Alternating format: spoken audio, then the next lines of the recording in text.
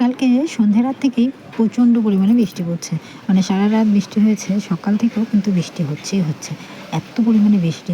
তো এই বৃষ্টির দিনে ঘরে বসে কাজ করা কিন্তু খুবই আরামদায়ক। তো অন্য কাজের থেকে আমার এইটা আজকে নিয়ে এসেছে চিকেন।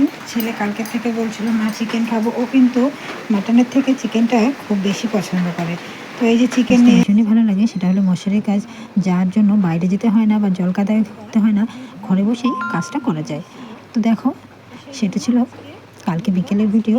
মশারি নিয়ে এসেছিলো, তো মশারির কাজে আমার বড় আমাকে অনেকটাই হেল্প করে দেয়। তো ও বসে পড়েছিল মশারি সেলাই করতে। আর এইদিকে আজকে সকালবেলা এই বৃষ্টির মধ্যে যতই বৃষ্টি হোক খাওয়া দাওয়া তো করতেই হবে, আর বৃষ্টি হলে মনে হয় খাওয়া দাওয়ার ধুমটা আরও বেশি হয়ে যায়। তো সেই জন্য দেখো মাছ নিয়ে এসছে, চিকেন নিয়ে এসছে, আর এগুলো এখন রান্না করতে করতে আমার হয়ে যাবে 12টা। তার কারণ হলো বৃষ্টি হলে তো একটু ঘুমানোটাও বেশি হয়ে যায়, ঘুম থেকে উঠতে অনেকটা লেট হয়ে যায়। তো বৃষ্টি হয়েছে, তো তার জন্য একটু 7টার সময় উঠেছি, আর 7টা মানে আমার এখন দিনের 12টা। তো এই যে দেখো মাছ মাংস সব কিছু রেডি, এখন শুধু রান্নার বেলা। তো আমি মাছের চচ্চড়িটা করে আমি পটল আলু দিয়ে একটা সর্ষে দিয়ে চচ্চড়ি করেছি। তো সেটা দিয়ে গরম গরম মাছ ভাজা, পটল আলু চচ্চড়ি এইসব দিয়েই আমরা সবাই এখন কিন্তু ভাতটা খেয়ে নেব। যেহেতু এখন 10:30 বেজে গেছে, এই সব তরকারি রান্না করে ভাত খেতে খেতে 12টা বেজেই যাবে। তো এটা দিয়েই মা ছেলে মিলে খেতে বসে পড়েছে। আর ওইদিকে কিন্তু ডাইনিং টেবিলে দিয়ে দিয়েছে আমি আর বর আর শাশুড়িকে। তো ওরা দুজন টেবিলে বসে খাচ্ছে, আর আমরা মা ছেলে কিন্তু বরাবরই নিচে বসে খাই। তার কারণ হচ্ছে আমার ছেলে টেবিলে খেতে পারে না, আর টেবিলে বসলে নিচে ভাত ছড়িয়ে ছিটিয়ে একদম শেষ করে দেয়। তো সেই জন্য আমি ভাবি যে নিচে বসেই খাই, কেন ওরও ভালো খাওয়া হবে আমারও হবে। তো সেই জন্য এই টেবিলে একবার নিচে একবার ভাত তুলতে কিন্তু অনেকটাই অসুবিধা হয়ে যায়। তো তার জন্য আমরা ঘরে নিয়ে এসে নিচে বসে খাই। যখন আর একটু বড় হয়ে যাবে, টেবিলে খেতে পারবে, তখন সবার সঙ্গে একসঙ্গে বসেই আমরা খাওয়া দাওয়া করবো। তো কোনো দিন যদি ওকে আমি আগে খাইয়ে দিই, সেদিন আমি টেবিলে বসে খাই, আর যেদিন ও আমার সঙ্গে খায় সেদিন কিন্তু আমরা দু মা ছেলে নিচে বসেই খাই। আর ওর সঙ্গে খেতে খেতে আমার একটা এমন অভ্যাস হয়ে গেছে যে আমি ওকে ছাড়া খেতেই পারি না। ও না খেলে মনে হয় কি আমার বুঝি ভাত খাওয়াটাই সম্পূর্ণ হলো না, এরকম একটা ব্যাপার হয়ে গেছে। কেন জানি না, এটা অভ্যাসে পরিণত হয়ে গেছে।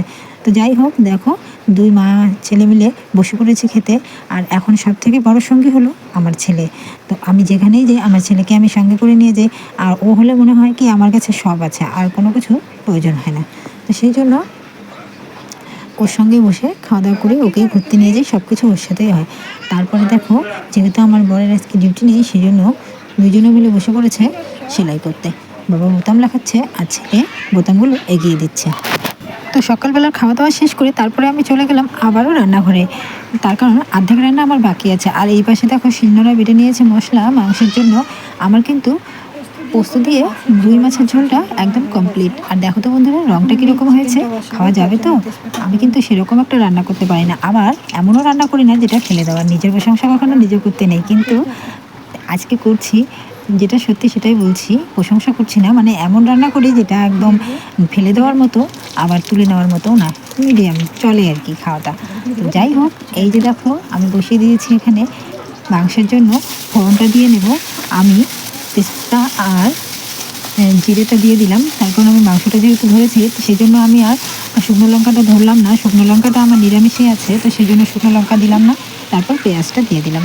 আর তোমরা কে কীভাবে রান্না করো, চিকেন আবার মাছ দুটোই কেন, সেটা তোমাদেরকে বলছি। তার কারণ হচ্ছে আমি আর আমার শাশুড়ি মা কিন্তু চিকেনটা খাই না, আর আমার ছেলে, বর আর দেওর ওরা তিনজনই কিন্তু চিকেন খায়। তো সেই জন্য ওদের তিনজনের জন্য চিকেনটা রান্না করছি। আর এখানে দিয়ে দিচ্ছি আমি গরম জল। গরম জলটা দিলে কি হয়, চিকেনের যে আষ্টি গন্ধটা থাকে সেই গন্ধটা কিন্তু আর থাকে না। তার সঙ্গে একটু লেবু দিলে আরও ভালো হয়। তো লেবুটা আজকে আমি অ্যাভয়েড করছি, লেবুটা আজকে দিচ্ছি না। তো দেখো আমি চিকেনটা কিন্তু গরম জল দিয়ে ভালো করে ধুয়ে আবারও বসিয়ে দিয়েছি। আর আমি এখন কিন্তু চলে যাব অন্য কাজে। আর দেখো, বৃষ্টির দিনে খাওয়া দাওয়াটাই মনে হয় কি সর্বশ্রেষ্ঠ। তার কারণ অন্য কাজ তো করা যায় না সারাদিন ঘরে থাকলে। আর ছেলে মানুষ যদি বিশেষ করে ঘরে থাকে, তাহলে তো ওদের আর কোনো কথাই নেই, শুধু খাওয়া দাওয়া আর খাওয়া দাওয়া, এটাই চায়। আর শিলনোড়ায় মশলাটা বেটে নিয়েছি, শিলনোড়াটা কিন্তু আমি বাইরেই রাখি, আর ঘরের মধ্যে ধুলে একদম জলে ক্যাটকেটে হয়ে যায়, সেই জন্য বাইরে রেখেছি। আর এখন আমি সেটা ধুয়ে নেব, পরিষ্কার করে ধুয়ে রেখে দেবো।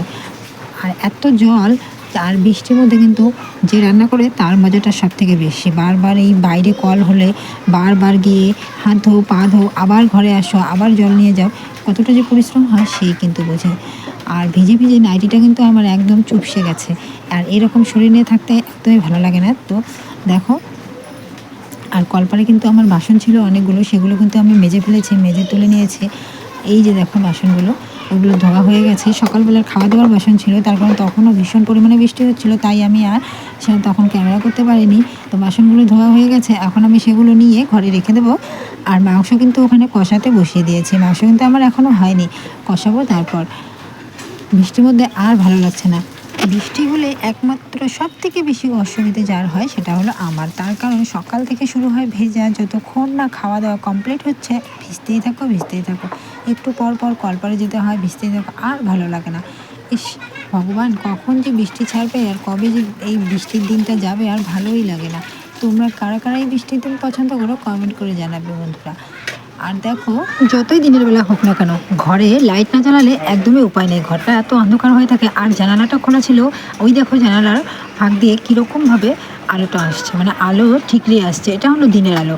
আর জানালাটা বন্ধ করে দিলাম কিসের জন্য, আমি ওখানে দাঁড়িয়ে ক্যামেরা করছি, তো একদমই আমাকে দেখা যাচ্ছিল না, এতটাই বৃষ্টি লাগছিল, তো সেই জন্য জানালাটা বন্ধ করে একটু ক্যামেরা করে নিলাম, তারপরে কিন্তু আমি জানালাটা আবার খুলে দেবো। আর এখানে নিয়ে এসছে একটা আনারস, তো দেখো এই আনারসটা এখন কাটবো, কেটে সবাই মিলে একটু খাবো। আর আমার দিদির বাড়ি হায়দ্রাবাদ, তো হায়দ্রাবাদ থেকে দিদি পাঠিয়ে দিয়েছে আম, সেই আম মাখা করব।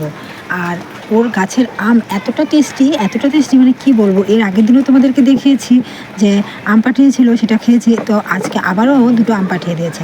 আর তোমরা হয়তো ভাবছো যে এত ঘন ঘন কীভাবে হায়দ্রাবাদ থেকে আসে। তো আমার জামাইবাবু এসেছিলো কোনো কর্মসূত্রে, সপ্তাহে 3 সপ্তাহ আসলো। তো ফ্লাইটে এসছে, ফ্লাইটে গেছে, তো সেই জন্য এই 3 সপ্তাহে 3বার আম নিয়ে এসছে, দুটো দুটো করে দিয়েছে। তো সেটাই কালকে একটা কেটে পুজো দিয়েছি, আর একটা ছিল সেটাই আজকে এই যে কাটবো। এই বসে পড়লাম, এখন এই আনারসটা মাখা করব। আর আনারস মাখা খেতে কিন্তু খুবই ভালো লাগে, কিন্তু কাটতে একদমই ইচ্ছে করে না। ওই আনারসের যে চোখগুলো থাকে সেগুলো মুখে লাগলে ভীষণই খসখস করে।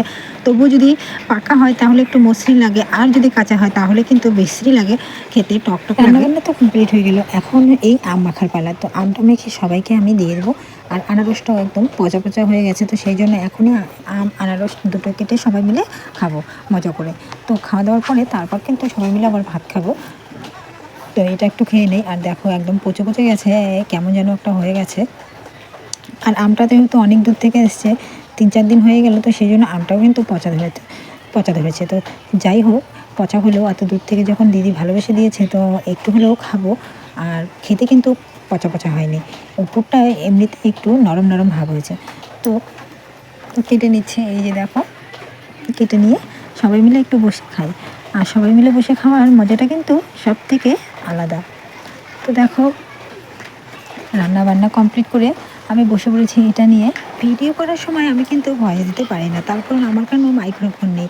দূরে থেকে ভিডিও করলে কথাগুলো একদমই শোনা যায় না, তো সেই জন্য আমি পরে ভয়েস ওভারটা দিচ্ছি। কিন্তু বাইরে বৃষ্টি হওয়ার জন্য হয়তো তোমরা আওয়াজটা ঠিকঠাক শুনতে পাচ্ছ না, একটু মানিয়ে নিও বন্ধুরা, আর এর জন্য আমি ক্ষমা চাইছি। আর দেখো, সবাই যদি ভালোবেসে পাশে থাকো তাহলে খারাপটাকেও ভালো লাগে, কথাগুলো যদি ভালো শুনতে না লাগে তাহলে একটু মানিয়ে নিও, তাহলেই দেখবে সব ভালো লাগবে। আর ঘুম থেকে উঠে কিন্তু আমি আজকে প্রচণ্ড পরিমাণে ভিজেছি। এই বৃষ্টিটার মধ্যেই আমি কিন্তু ভিজে ভিজে পুজো দিয়েছি, তার জন্য রাত্রেবেলায় ঠান্ডা লেগেছিলো, একটু হাঁচি আসছিলো। আর সকালবেলা বৃষ্টিতে আম কাটতে কাটতে আমের চোচার গায়ে দেখো অনেকটা মাংস লেগে গেছে, তো সেটাই আমি বসে বসে চাটছি। আমার মতো কে কে করো একটু কমেন্ট করে জানাবে। আর করবো, বৃষ্টিতে না ভিজলে কাজ না করলে খাবো কি, তাই না বন্ধুরা? আর কোনো কাজকে যদি ভালোবেসে করো তখন আর কোনো কিছুতেই কিছু মনে হয় না। আর আনারসে আমি দিয়ে দেবো একটা কাঁচা লঙ্কার যে গন্ধটা আসে খুবই কিন্তু ভালো লাগে। আর গন্ধের কথা বলতে মনে পড়ে গেল, এই আমটারও যে এত সুন্দর গন্ধ বেরিয়েছে, মানে কি বলবো, শুনেই খেতে ইচ্ছে করছিল। আর দিদির গাছের আম এত টেস্টি, কি বলবো তোমাদেরকে, বারবার এক কথাই বলছি, খুবই ভালো লেগেছে। তো সেই জন্যই বলছি, আম মাখাটা কিন্তু আমার হয়ে গেছে, আম আর আনারস মাখাটা হয়ে গেছে। এখন আমি বাটিতে করে সবাইকে দিয়ে নেব, দিয়ে তারপর কিন্তু খাবো আমি। সবাইকে না দিয়ে নিজে প্রথমে নিয়ে বসলে কিন্তু একদমই ভালো লাগে না, তার স্বাদটাও ভালো লাগে না। তার কারণ মনে হয় যে সবাইকে না দিয়ে নিজেই খাচ্ছি, এ কেমন ব্যাপার হলো, তাই না বন্ধুরা? তো এই যে দেখো সবাইকে দিয়ে এসে গামলা ভরে আমি নিয়ে বসেছি। তার মানে এই নয় যে আমি গামলা শুদ্ধই আমি খেয়েছি। গামলাতে অল্প একটু ছিল, তো কি আর বাটিতে নেবো, তো সেই জন্য গামলা চেটে চেটে আমি খেয়ে নিচ্ছি। তারপর সব কিছু আমি ধুয়ে নেবো, আর ধুয়ে তারপর কিন্তু একটু বসবো। আর এদিকে কিন্তু আমার রান্নাবান্নাও কমপ্লিট হয়ে গেছে। রান্নাবান্না কমপ্লিট হলে কি কাজ শেষ? তারপরেও তো আরও অনেক কাজ থাকে, তাই না বন্ধুরা? তারপরে কী কাজ থাকে তোমরা তো জানোই, এই রান্নাঘরটাকে পরিষ্কার করতে হবে। এখানে গ্যাস থেকে শুরু করে টেবিল সব কিছু নোংরা হয়ে আছে। তো সেই জন্য এখন গ্যাসটা আমি ভালো করে পরিষ্কার করে মুছে নেব। মুছে নিয়ে তারপরে আমি একটু গিয়ে বসবো, বসে একটু রেস্ট নেব। রেস্ট নিয়ে একটা ভিডিও এডিট করব, করে তোমাদের পোস্ট করব, তোমাদেরকে দেখাবো। তারপর আমি ছেলেকে খেতে দেবো, আমার বড় বউকে খেতে দেবো। আর আজকে যেহেতু বাড়িতেই আছে, কোনো চাপ নেই, 3টে বাজলেও কোনো ব্যাপার নয়। আর সকালবেলা যেহেতু আমাদের ভাত খাওয়া হয়, তার জন্য দুপুরের খাওয়াটা কিন্তু একটু লেট হলেও কোনো ব্যাপার না। তো সকালবেলা সবার খাওয়া হয়ে গেছে, তাই দুপুরে 3টে বাজলেও কোনো ব্যাপার না, সবাই 3টের সময়ই খাবে। এর আগে দিলেও খেতে চাবে না, তার কারণ এত ঘন ঘন তো আর খাওয়া যায় না। তারপর আজকে তোমাদেরকে দেখাচ্ছি আমি কী কী রান্না করেছি। এই যে ছেলের জন্য ঝাল ছাড়া চিকেন রান্না করেছি, ওর জন্যই বলতে চলে চিকেনটা নিয়ে আসা। আর বড়বাবু আর দেওয়ার মশাইয়ের জন্য করেছি লাল লাল চিকেনের ঝোল, ঝোল তো নয়, চিকেন কষা। আর আমাদের করেছি পোস্ত দিয়ে রুই মাছের ঝোল। আর করেছিলাম সকালবেলা পটল আলু, তারপর তোমরা মানকচু চেনো কি না, সেই মানকচু তো এই ছিল হয়েছিল। আজকে সেই রান্নাবান্না মানকচু বন্ধুরা। দিয়ে কেমন লাগলো আমার আজকের ব্লগ ভিডিওটা, তো সবাই কমেন্ট করে জানাবে। সবাই ভালো থাকবে, সুস্থ থাকবে। আজকের মতো ভিডিওটা আমি এখানেই শেষ করছি। তো আরও কালকে একটা নতুন ভিডিওর সঙ্গে তোমাদের সঙ্গে দেখা হচ্ছে। তো ততক্ষণের জন্য